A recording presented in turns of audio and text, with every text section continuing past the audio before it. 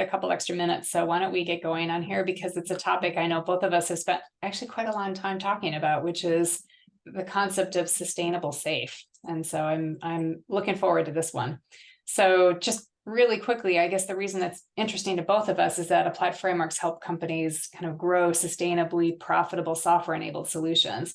So we do a lot of things to kind of help enable that, but in this particular webinar, we really want to focus in on sustainable SAFe and how that helps with that. So just a little bit about me. My name is Laura Caldie, and I just mentioned I'm based in Chicago, where it's a little rainy today, but that's all right. My role is leading sales and marketing efforts, but I also get to do things like interview interesting people during webinars. And I was happy that, hey, in this case, it's our newest SAFe Fellow and SPCT, Phil Gardiner. And I'm always excited to say that you're a SAFe Fellow. So, yay. So still getting used to it. That, in addition to that, and that you're a SAFe practice lead, is there anything else that you want to add into your kind of bio background before we get going? No, just I'm excited to kick off a new series. I learned a lot from, and we probably will have one more episode, possibly two, of the SPC Journey series. We started that in July of 2022 with Harry Konerman from Scaled Agile. And that over the course of the series, it kind of evolved into more of an interview type thing where we pulled in different individuals to get different perspectives. That's the vision I have for this particular series as well. We're going to frame it up a little bit with today. So I do have some slides, but ultimately it's going to end up moving into that same type of model where we're going to hear from lots of different people from lots of different perspectives, but got to kind of baseline with what am I talking about when I say sustainable SAFe, and that's what today's about. Right. Yeah. Well, it's obviously SAFe, right? And so maybe you can set the tone a little bit about how you talk about SAFe and what's important with that. Yeah. So when people think about SAFe, right, this is oftentimes the picture that's in their mind, and not so much for me. When SAFe 5.0 came out, or when I saw it back in 2019, I think, it kind of changed my perspective. I loved the fact that there was a different way of looking at this. What you're seeing here is a great image map, and it's a great way to connect with the different articles inside the framework. We look at the different configurations through this, but it doesn't really kind of give you the spirit of things. Those circles around the left side of the framework picture here, we call this the big picture, and the two on the bottom is really when I think about SAFe, that's what I think about. And if you pull up that image, when I talk to executives, I talk to people who are new to SAFe, I really talk about it. It's this, it's the set of competencies in these different, 21 dimensions, 7 core competencies to help an enterprise achieve a greater sense of business agility and to continue to evolve in that area. To do that, you need to strengthen yourself in these 7 core competencies. And when we look at that, there's so many places to start. Now, there are some from a execution perspective. For example, without team and technical agility, your ability to deliver, on a cadence would be tough. But this is really kind of the lens that I see SAFe through. And when we think about sustainably being able to adopt these new ways of working, we're thinking about strengthening the enterprise's abilities and scaling that throughout these 7 core competencies while focusing on the needs and desires and the outcomes that their customers are looking for as well. Mm-hmm. Yeah, and I think, you and I talk about SAFe with customers quite a bit. And one of the things that I hear you talking about is kind of this need to organize around value. And so, I thought maybe it would be interesting to kind of set it up like this as well. If that's something I always hear you talk about is organizing around value. Well, how do people do that? And yeah, talk to us a little bit more about value streams.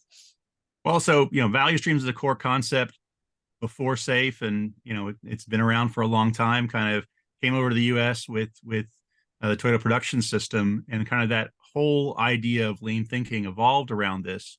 And when we think about a value stream, right, it's these activities that take us from a triggering event to the delivery of value. And, whether that's a product, it's a service, some type of solution, which can be made up of products and services, is really where we're thinking about. This gives you a good baseline when we talk about sustainable SAFe. The key with value streams is once you have a good definition, you can see how we're surrounded with them. Everywhere we look, we can see value streams. One of the things that we have to consider, especially when we're implementing SAFe, is the scale, right? So for example, you could make an argument that we've got 47 different value streams here. Well, technically speaking, from a mapping perspective, you might, but when we look at understanding what those value streams are so that we can leverage lean and agile at scale, it's a little bit different. So let's add some complexity. We talk about how value streams are positioned in SAFe, right? So operational value streams and development value streams, right? So your operational value streams, this is really about those activities to deliver that product or service to the market, right? Manufacturing a product, fulfilling an order, admitting and treating a patient at an ER or a hospital, right? Providing a loan, delivering a professional service. Most employees in the enterprise or in the government agency are going to work in an operational value stream that serve the ultimate customer directly, right? And those could be and just a side note here, I love working in the government, and myself and many of the individuals that I've worked with here at Applied Frameworks have all served the government in one capacity, whether military service or as an agile coach or consultant, helping the government implement lean and agile at scale.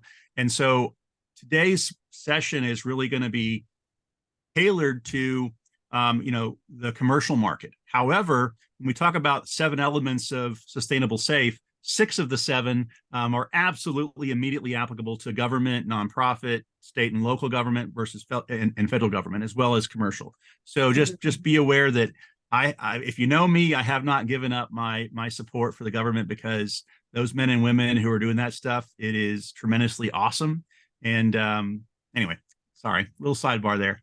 But we're going back talking about this, right? With operational value streams, we're talking about manufacturing products, giving customers support and services, selling a process, selling and processing orders, giving access to a software product. Whereas the development value stream is really about those activities needed to convert a business hypothesis into a digitally enabled software solution that delivers customer value. What that value is part of the challenge with sustainability, and we'll talk more about that in a little bit.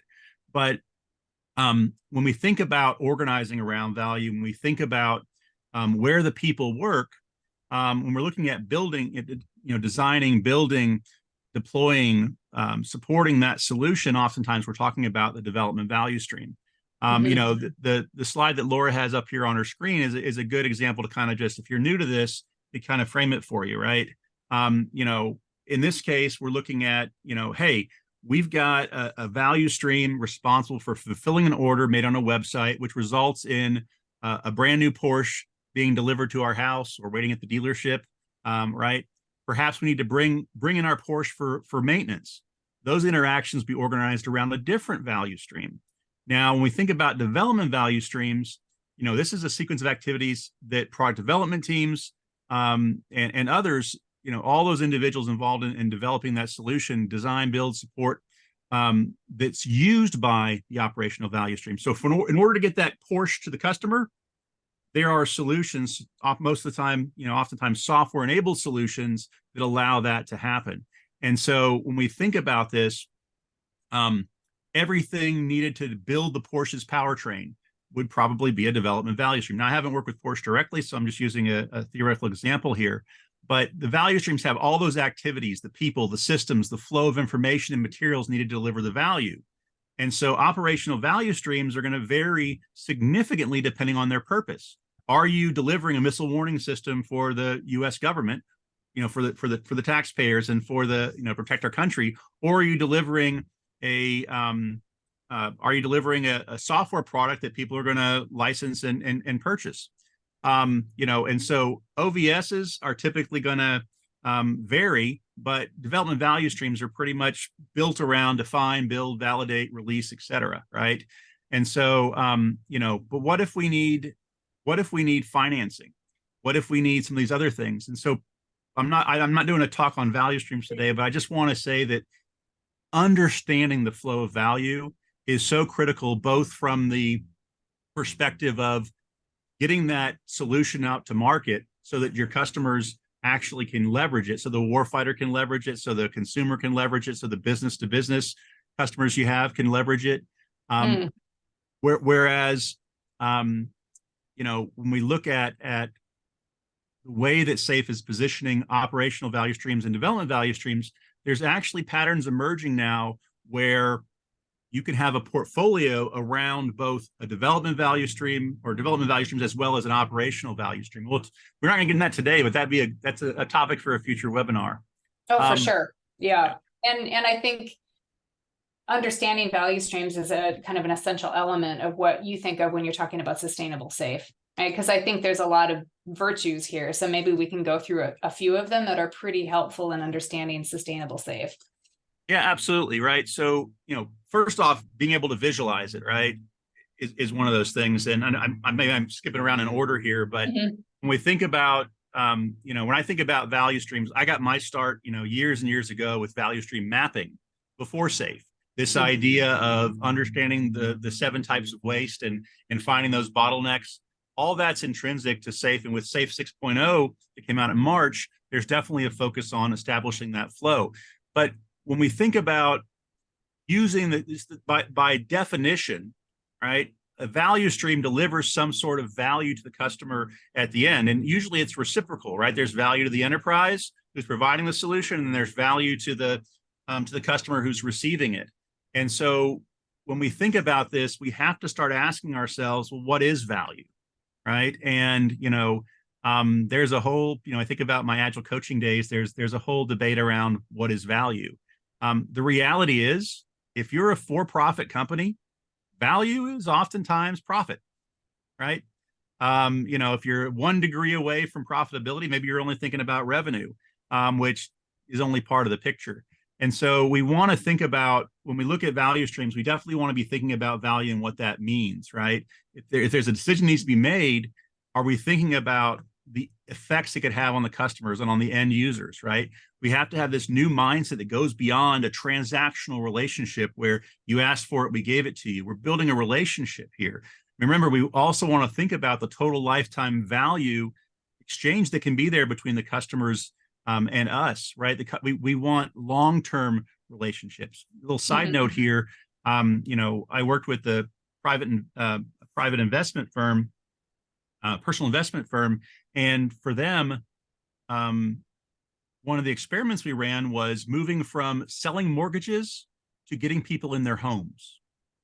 If you think about that, it seems really, not that big of a difference, but when the contact agents, those in field offices, those in the call centers, when they were focused on getting a person into their home, the way they spoke, the way they looked at it, the way they interacted, the relationship they built with their customer was different than just selling a mortgage. And what they found was that while there was a little bit of, the Satir change curve, a little bit of a dip in mortgage sales initially, what they saw was an unexpected explosion of ancillary services, because the people who got their home through this particular company now had a relationship that was leveraged to build, and they could offer additional solutions to kind of create this whole product solution offering for all the financial needs of a customer, as opposed to a transactional, I need a mortgage through you. But I already mentioned a little bit, if you want to keep going on the slide, it talks a little bit about, identifying the bottlenecks, the inefficiencies. That's all about flow. And certainly sustainability is about being able to get to that point. Early on, when I first got involved in SAFe in 2013, it was deliver value at a pace we can sustain. Deliver more value at a pace we can sustain was the phrase I used all the time, right? And that part of pace we can sustain, because I can tell you, I'm a tall guy, not as big as I used to be, but when my kid fell off her bike, you want to see a big guy run, right? But that's not a marathon. I could not sustain that pace, right? And my knees were hurting for a few days afterwards. But we have to have this ability to keep going with this way of working that we've got. But value streams encourage, but don't guarantee the delivery of valuable outcomes over the delivery of result, right? And so when we think about a value stream, it has its greatest impact when they're organized around the delivery of valuable outcomes desired by customers. And we get into the whole design thinking and really focusing on what the customer is looking for. So lots of customer centricity and design thinking that's enabled if you don't even understand that triggering event and what needs to happen to get your customer what they want, then Mm. it's really hard to frame good product management and kind of get going with the customer centric focus. But lots and lots of stuff on the virtues of value streams. However, um, don't stop there, right? And there's a way to evolve beyond this. And I'll tell you, I've been talking about sustainable SAFe for as long as I can recall. My early impacts with SAFe, where it didn't stick, had a massive impact on my approach, my philosophy on change, and lots of things. Mm-hmm. And here at Applied Frameworks, we offer we have SAFe services, do a lot of private training, private consulting, mentoring, helping people, partnering people on their journey, while also being experts in product management that transcends both SAFe and not SAFe, right? We've got CSTs that do Scrum training, and a wide variety of services. A lot of that product management expertise coalesced into a body of knowledge called profit streams. And one of the things that I had the benefit of doing recently was last week I was in Sunnyvale going through a immersion week type experience to kind of become what's called a CPST, a Certified Profit Streams Trainer, where I'm looking at leveraging this new framework and what it can do. And what I've come to see is that there's a really great opportunity here to take all the goodness of having a sustainable implementation with SAFe and all the things you can do to have that sustainable success with SAFe, and bring in this additional body of knowledge around profit streams that really helps you speak the language that the business speaks. It really helps you move away from just talking about value and actually, if you're a commercial company, talking about profit. And I got to tell you, personally, it was kind of uncomfortable at first. I was uncomfortable talking about profitability in front of everybody. So when I worked, years ago, I started working with LPM. We would be talking about revenue. We'd be talking about net present value. We were talking about, profitability, EBITDA, everything. But that wasn't a conversation that we had in front of the developers. Mm-hmm. And, this idea of value was more nebulous. Well, that's a business thing. They're going to worry about that. Well, in actuality, as a developer, you want to understand that what you're delivering is profitable, because, if it's not profitable, then this wonderful way of working you have and this joyful work you're doing may not be there, because you've got to be able to pay for these ways of working. Let's move the next slide, if you don't mind, Laura. Yeah, one of the things that I think you're getting at when you're talking about profit streams and some of the additional work that you're doing is not exactly 100% reaction to maybe some of the opportunities that value streams give us, but it is it's this extra thing that we can now do for companies that measure value as profit. Exactly. Right. So that might be a deficiency in a value stream, is that it doesn't really quantify it as profit explicitly, right? Even though companies need to sometimes. And that's this is something where, I kind of think of it as a 201 type thing, and SAFe definitely invested some in this, right? There's a class, Agile Product Management, that Scaled Agile has. Luke Homan, our one of the other SAFe fellows here, he created that course years ago. And when I first saw it, it was kind of mind-blowing to me, because for me, I thought of product management from the standpoint of the Scrum Alliance and the CSPO content. And I thought about it from the standpoint of SAFe's product owner, product management class, and this role of product manager as SAFe illustrates it. And when the Agile Product Management course came out, it brought in a variety of things from industry that typically weren't being thought of as with product management at the time, at least from my perspective. And when I remember when I met Luke, I said, it's like, get really good at POPM and you're riding your bike around the block. Get really good at what's in Agile Product Management and you're landing a fighter jet in the street. It is that big of a difference in stuff. Market rhythms, market events, customer benefit analysis, all these things, value exchange models, pricing structures, licensing, packaging, all those concepts that are necessary for a company that's trying to base their business on delivery of a software-enabled solution. And so when we think about value, right, there's an opportunity there. Now, I don't know that I would start with that every time. I want to just clarify here that this is not a 101. Like, we want to start right where we're at. If you don't have a way of working that allows you to deliver something valuable, right, then pricing is not really going to matter. At the same time, though, as I've been working with LPM for over the years, it was surprising for me personally to see how amorphous some of the data and intentionality around getting some of these solutions to market was. And I don't think it wasn't anything nefarious or a matter of incompetence. It's a matter of just not being exposed to it, right? One of the things that when we implement SAFe, we often find, well, we're already doing something like that. We just didn't know it was called that, right? Same kind of thing. You'll find pockets of this, but the product management skill set, evolving that, to market rhythms and market events. Well, if you're commercial for profit, then understanding the actual, the profitability, right? And it's something where, giving things away. I remember I used to be a fan of Kickstarter, and I ended up buying this lifetime membership for a couple $100 or maybe $150 for something. That membership has been sold 3 times to 3 different companies as that company got acquired. And it's really kind of, I look at the pricing now and it's like, they're having to support me after paying $150, $160, whereas now they're charging $100 a month for this content. And so, there's things that if you don't know to think about, like your pricing strategy, or having pricing fences and things like that, then you miss out on those. But yeah, I think that gets at this need for a sustainably profitable business intentionally designed, right? Yes. And that it's not that value stream thinking tells you not to do that. It's just not explicit about the how, right? And the focus. It's kind of like building beyond it. Like I've recently been, I saw a nutritionist in March, and I've been on this weight loss kick, right? And at first it was be aware of what you're eating, eat less, of course, and exercise more. That consisted of me doing a lot more walking, right? And I've lost 65 pounds now. And so if you see my old webinars and my face a little bigger, that's why.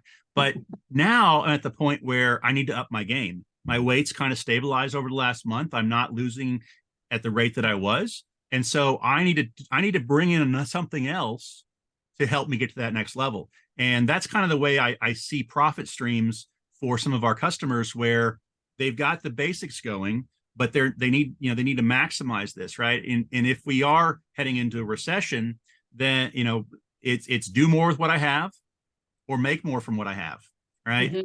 And so look from that perspective, there's all these opportunities here. And so let's actually switch gears. I don't want to get too much into profit. Let's talk about sustainable SAFe, because ultimately that's what this is about, right? So real quick here, we have a comment in chat from Heather. Let's see here. We use business model canvas on some of our new pilot ideas. There are ideas that didn't make it out of the gate because it wasn't profitable. Our customers didn't want it, right? And so if you think about those things up front, you're saving yourselves a lot of time. Heather, that's what I was talking about, where it's like you're sitting there and like one of the experiences I had I can speak about this. It's my previous employer. I was at AT&T for 16 years as an internal employee, senior director there, and I left and I ended up coming back as a consultant. And one of the things that I was really surprised of in the business units I was working with was there were projects that people didn't expect to have the ROI that was planned. This isn't just AT&T. This is in multiple customers. I don't want to pick on anybody. But it's not unheard of. If you were to ask a group of executives, have you ever seen a project that it's on its way and you realize it's not going to have the ROI that you thought, right? People will nod their head yes. And then you say, raise your hand if you stopped it. And you get a lot less hands raised than you might think about. And so being able to find those points to, when you think about business agility, right, that ability to pivot, persevere, or stop is there, right? So good point, Heather.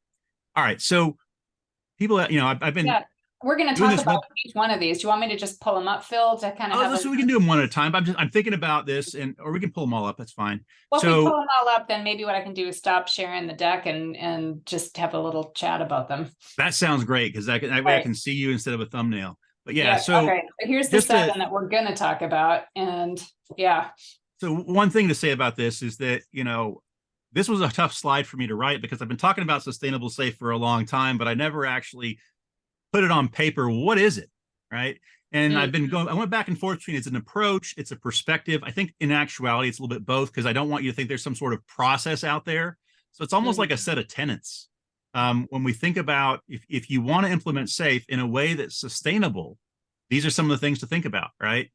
And first off, keeping the framework flexible. I see we've got Mike Robertson dialed in. So I did a talk with him in 2019 or 2020 for the government, and it was really about SAFe had a bad rap. Someone in the government said, avoid rigid and prescriptive frameworks like SAFe. And at the time, Mike was working as a contractor in the government. And I remember showing this memorandum of record to his government leader, the civil servant. And he laughed out loud because for him, it was completely a whole different experience. He's like, what? It's flexible. So I just want to, when we think about these 7 things, the first one is really, keeping the framework flexible. The definition from Merriam-Webster on framework is a basic conceptual structure, parentheses, as of ideas, right? And that in itself says this is a conceptual structure. This is not a process. This is not a you must do all of these things. And so when we think about getting SAFe, sustainably, you have to take that approach. You have to look at this, and SAFe transformation efforts, they can lose leadership support and engagement over time because I've seen situations where an army of consultants come in, they're hired to focus on the development methodology, prescribing the same advice to every business unit, and kind of this one size fits all. What we find is that we can absolutely go in and get a business unit set up inside a company to be an example of just amazing agility, right? And everything's awesome. But what we've learned over the years is that's not enough, because we need to be able to build in the capabilities for the company to understand why this was awesome, right? Understand why it worked, why it stuck, why it was sustainable and successful. And you need to harness that so that you can move that into the next piece of the pie. Now, on these 7 items, we're going to kind of go through at a high level of these, but these are the type of topics that we'll end up exploring in deeper detail. And there may be more as we go around really how do you get SAFe to stick inside your enterprise. And as I mentioned before, we're not in GSA, but we have partners that are in GSA. I've got right now, Travis and I, one of our SPCT candidates here, we're working with a state agency to help them really understand SAFe and come up with an implementation plan, as well as write an RFP that will allow them to get some really great partners in.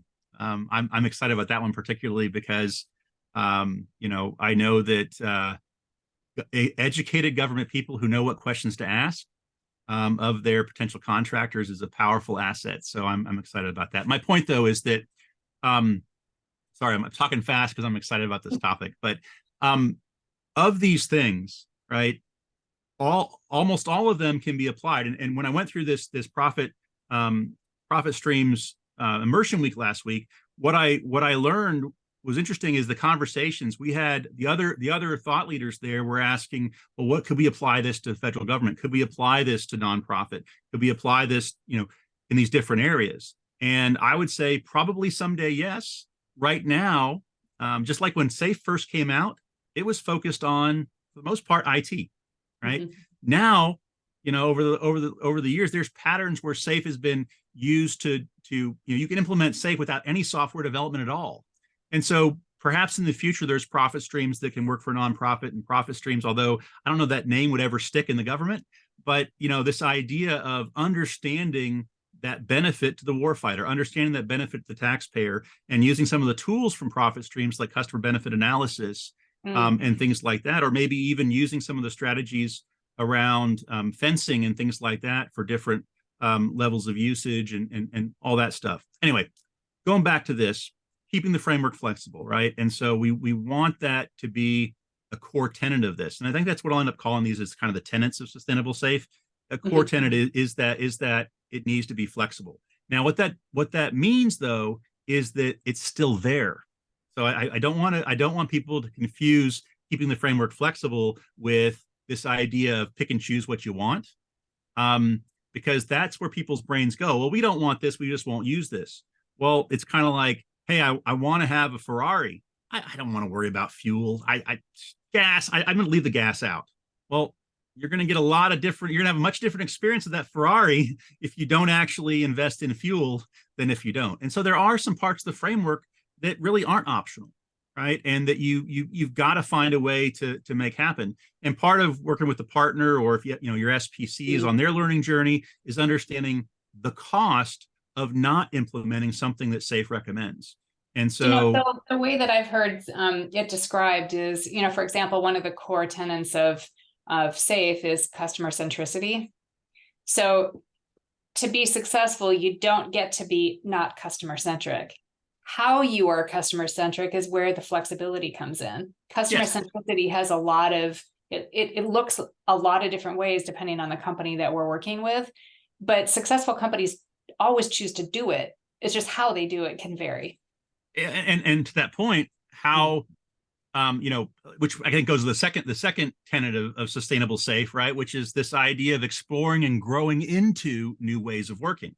So, part of this is that give yourself some grace, right? I mean, I had a conversation with Andy, one of the chief methodologists at Scaled Agile, and I felt bad afterwards. I was talking about, SPCs who are out there, selling their services and they have no experience.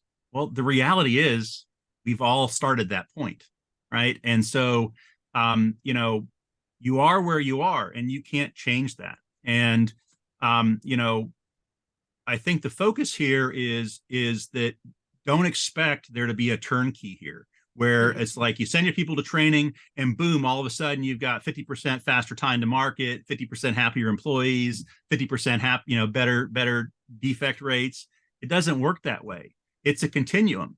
And I personally believe in the concept I use. I don't know if it's a real thing or not, but I've been saying it for years. I tell people you've only got so much change currency, right? So change in an enterprise, it's hard. And I use this in my mind. I think about how much change currency you have and where do you choose to spend it? Because, for example, if you want to implement SAFe and have, and form people into teams, well, that's change. Moving from a waterfall model into agile teams, that's change. Well, at the same time, we're going to move from Jira to this other tool. Well, that's another big change, right? And so you have to think about, really looking at that pace and the flow of change inside your organization. And so when we think about exploring and growing into new ways of working, it's knowing it's not a toggle switch, that you have to grow into it. And so when it comes to things like product management or profitability or anything that's in the frame, either of those frameworks, you've got to know where you're at, know where you want to go, and have a way to measure your progress towards it. And so, just think about that, right? Every organization makes this ongoing investment in its people, in its processes, and implementing SAFe is no different, right? It's an investment in adopting new ways of working that have the potential to create extraordinary value. I mean, one of the most exciting things I can think of was, or experiences was, I worked for this body shop consulting type thing company for a while, and they have the person that comes around and checks on delivery and makes sure the customer's happy. And we're sitting there, and Misty, and this VP at the company I was working with, the account manager says, "Hey, how's it going?" She's like, "Oh, my husband thinks I'm cheating on him," and we're both like, "What?" And she's like, "No, nothing like that. My kids, my husband, they've all noticed a change in me. I laugh more. I'm happier. I'm sillier. I'm full of energy, and they're seeing a difference. And for me, that's the kind of thing that that means a lot to me as a human being is knowing that you can bring that type of joyful work to somebody. And so that's when we talk about new ways of working, we're talking about having people work in a way that brings them satisfaction and also brings that productivity, innovation to the company, who can then in turn bring that to the customers. And getting that best return on investment from SAFe requires you get clear about the problems you intend to solve, understand your goals, develop a strategy and a roadmap for your SAFe implementation, and then engage at a pace that ensures your people are fully absorbing this new way of working. You can't just show them something and expect it to change. So, and on that note, thinking about things expecting to change, the next one I would talk about is kind of moving beyond this kind of business versus technology. In SAFe 6.0, the framework team put an article out there. It's in the bottom left corner of the big picture, and it says business and technology. And if you click on that, it takes you into an article that talks about 5 patterns that the framework team at Scaled Agile has observed with business and technology being together. It has things like a business-enabled agile release train, a combined portfolio. These are things that I'm personally very excited about, because to me, that's a core part of sustainable SAFe. I cannot think of a single implementation that I've worked with where I'm like, this is sustainable success, where they didn't have involvement and engagement from business as well as technology. And what that degree looks like, and once again, your change currency, know where you're at and where you want to go. So it's not a toggle switch, but a lot of the work that we've done, I mean, I've literally had an engagement with this big CRM company where my client, Sean, my outcome, it was a small statement of work for a few months. The outcome was get the business engaged. That was the outcome we worked towards, and we did it. But when we think about this, business is an infinite game. No matter how you're playing, one thing's certain: the game is going to change, and you need to change with it. If you're in a situation where you've only got part of your company that can change and the other part can't, it really causes a challenge. And so we want to move beyond this idea of we're technology, you're the business, right? And we, maybe you start with a partnership, right? Because I've seen situations where it's been so dysfunctional that a CIO says, you know what, I have a solution for this. And it makes me very, very sad when I hear about this. But what'll happen is the CIO will say, it's not, what we need to do is we're going to build an organization to sit between business and technology. So we got the technology group doing their thing, and we're basically going to erase all this progress on transparency and partnership, and we're going to put a new organization between to kind of be that referee, that insulation between business and IT. And I haven't seen a model where that's been tremendously successful, because it kind of goes against some of those core values of SAFe: transparency, alignment, et cetera, right? And so think about this. How can you get to the point where we is essential? AT&T did a talk at the 2018 or 2019 summit about how they turned their SAFe engagement around, how they had unprecedented executive engagement. And part of that was this use case for one of their businesses. And what we talked about, we didn't talk about SAFe. We talked about, we need to find a new way of working that allows us to deliver more value sooner. That's what we said back in the day. And it was we. And we had this agile executive team that was comprised of IT leaders, marketing, operations, sales, finance. They were all part of an agile team. Now, this is getting into the LPM side of things, but essentially that we was the business unit, the business of cybersecurity, not we work for IT, or we work for sales, or we work for marketing or operations, right? And so, we've got to find a way to get there. And so I say moving beyond, because you have to get there and then you can move beyond it. But once again, it's not a toggle switch. By the way, lots of content here, lots of thoughts here. If you've got questions, feel free to, please do put them into the Q&A section. I do want to have time to answer questions, and quite frankly, answering your questions is oftentimes more interesting than hearing me, kind of opine on things that I'm passionate about. So, if you've got questions, please do put them in the Q&A, and we'll make sure we get to those. All right. So, I think we talked about flexible framework. We talked about new ways of working. We talked about business and technology. Next one is leadership engagement, right? And so, you've got to have some level of leadership engagement to get the best out of SAFe. Now, to even implement it, you need some sort of leadership support, right? Things that you hear when I go into a client, and there's kind of two types of work we do with SAFe.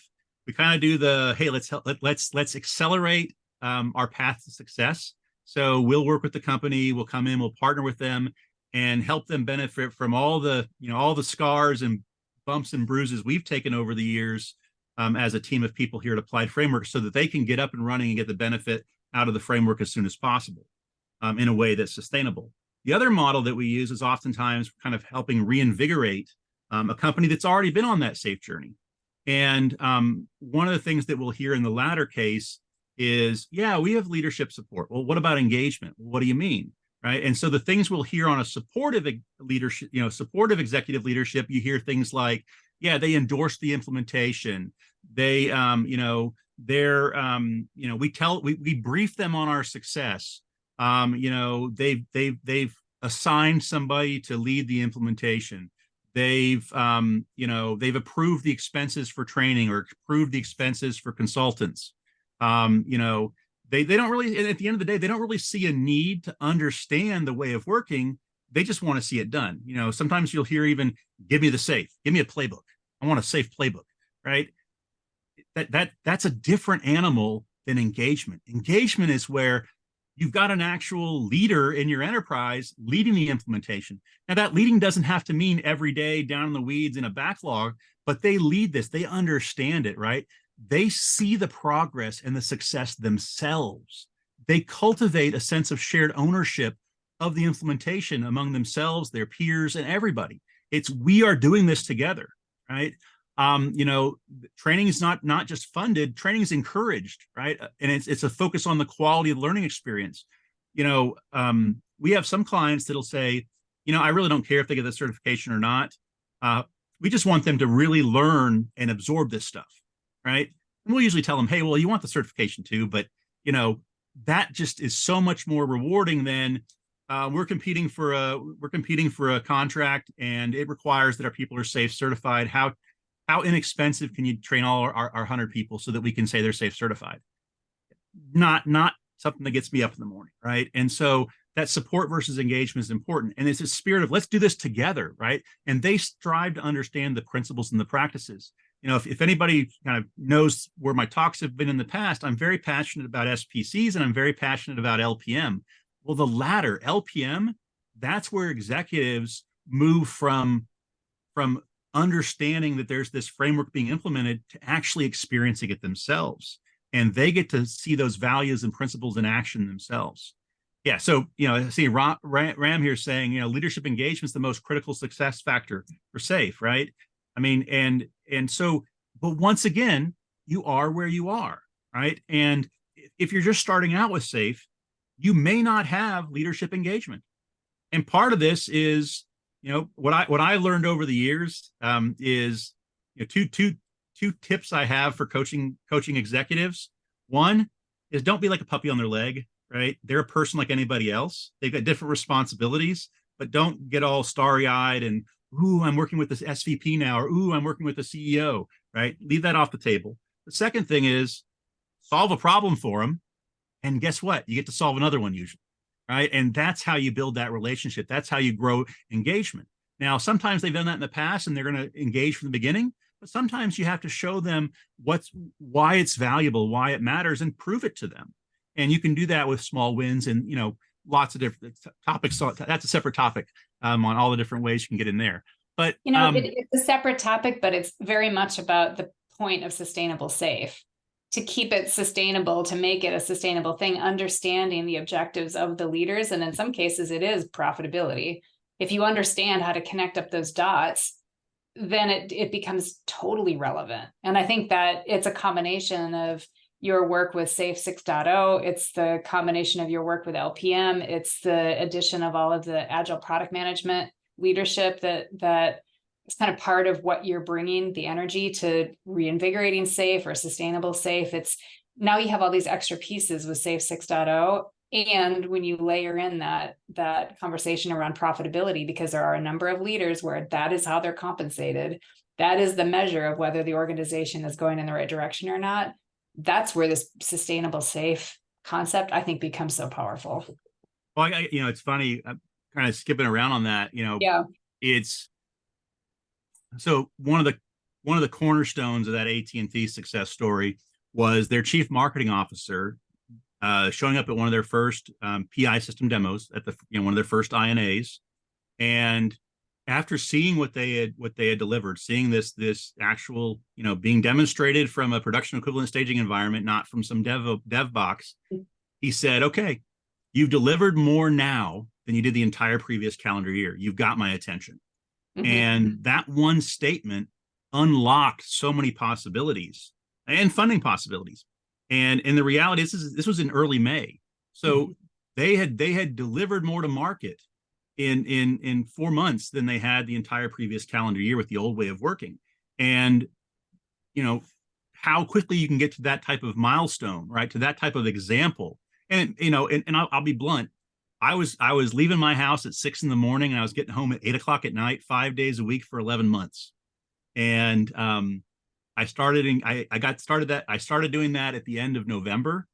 We launched the art in late January, early February for that particular art.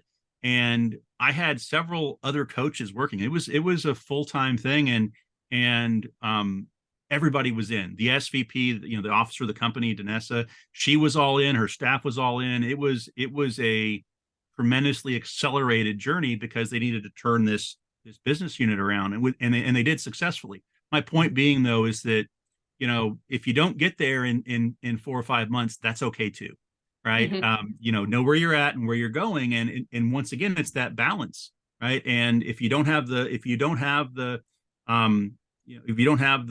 funding to be able to get a bunch of people in there, that's okay too. You start where you start, right? And going back to this, I think the topic we're talking about there, product management.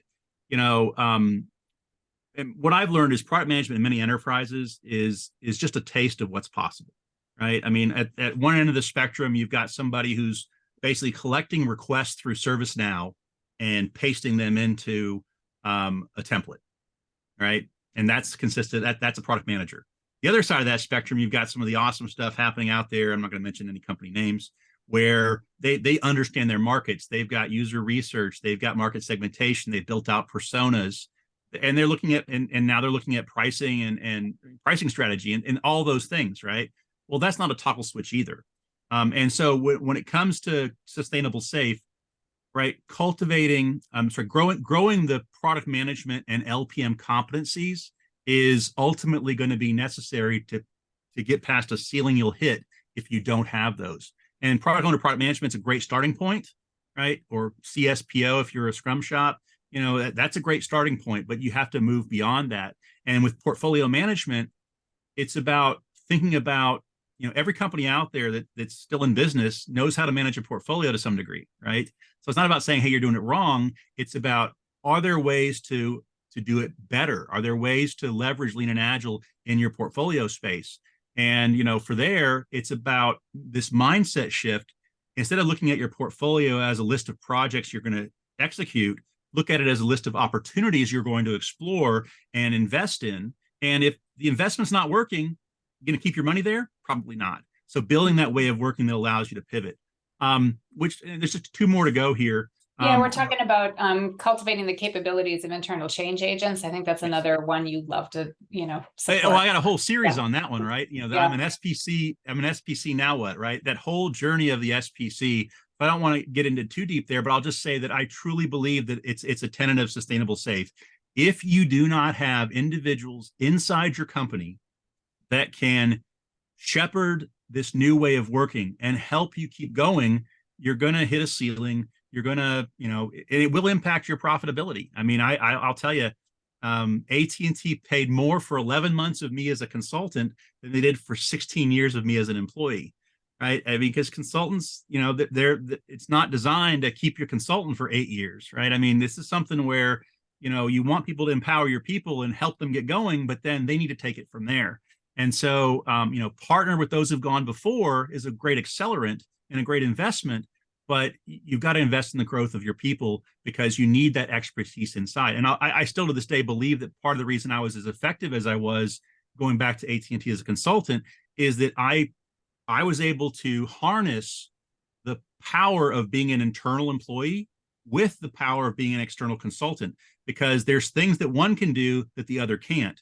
And I don't believe that internal change agents can do this as well by themselves, especially from the beginning. I also don't believe that external consultants can do it extremely well by themselves either. You've got to have that partnership, and eventually, as you get that capability inside your internal SPCs and change agents, you don't need to rely on the outside people. Can be phone a friends. And the last one, this is kind of tying it up here from a profit streams perspective, right? And you can go to profit-streams.com and learn about that. But ultimately, I'll say this: profit, it's the language that your business execs speak. And I went to at an event recently at the summit where a bunch of SPCTs and others got together. One of the concepts there was, how do we engage with business leaders? Well, one of those is speak their language. If you're trying to talk to a finance executive and you don't know what EBITDA is, you may have already lost them, right? There's books out there on finance for non-financial managers. In fact, Jason and Luke, who own Applied Frameworks, they sent them to all of us so we could read that. I got it around here somewhere. And you're really being able to speak this language that those people who are looking at allowing you to keep your lights on and keep investing and keep growing is important, right? And the other thing is how much money's left on the table. So we have to understand, how do we actually, if we're a for-profit company, how do we turn value into not just revenue, but actual profitability? And what does that look like over time? How do we model it out? How do we maximize the amount of profit we're getting? Because, I think I'll close with this. JC, one of the people I've worked with, he shared that their company, since implementing SAFe a few years ago, two and a half, 3 years ago, they provide a third of the revenue for the globe in North America, in their North American region, but 50% of the profit. The other thing he shared with me is his IT budget has been completely fixed for 3 years, 3 or 4 years now. And so doing more with less is part of this, and understanding how to maximize that return on investment, right? 33% of the revenue and 33% of the profit's a different story than 33% of the revenue and 50% of the profit. So there's ways that you can do this, and you can really make a joy. People love working with them so much that they've had 2% attrition since starting SAFe. And so there's a connection here between retaining your employees and having an amazing place to work and delighting your customers with being profitable. And so don't be afraid to talk about profitability.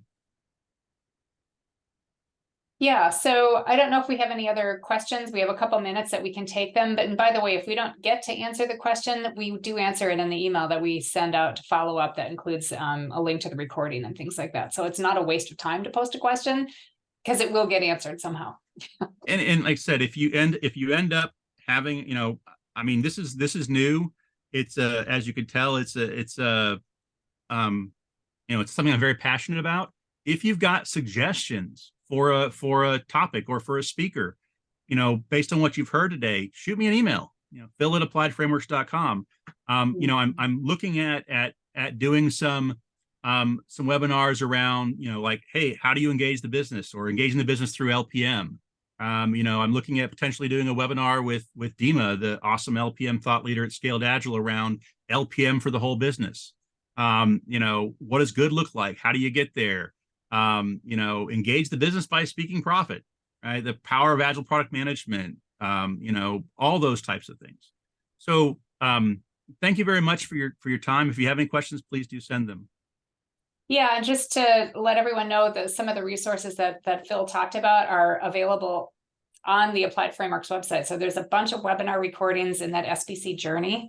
There's one focusing on profit as well. So that could be an interesting one when you're thinking about sustainability and those conversations that you want to be having with business leaders. There's an upcoming SPC course early December. And then, some of the things that Phil talked about, I think, are written about in that blog article that you wrote, Phil, about 6.0. And so I think the combination of these things can be really helpful, but there's a lot of resources on the website. And we will be, I don't have it yet, but I'm working with some of our SPCT candidates here at Applied Frameworks to look at getting a couple classes out there beyond this awesome implementing SAFe class that we've got with Travis Moore and Jennifer Fawcett, one of the OGs at Scaled Agile, like an LPM class, and we'll kind of go from there. So thank you again, and look forward to the next series, the next episode in the series. Yeah, Phil, thank you so much for doing this. It's I think it was a really nice overview. And like you said, you'll be going deeper in some of the areas here. So if anyone has questions, we'd love to hear. Thank you everyone for being here, and we'll keep you posted on the schedule of the next one. So we'll be sending that information out as soon as we organize our schedule. Thanks, everybody. All right. Thanks, everybody. Thank you, Phil.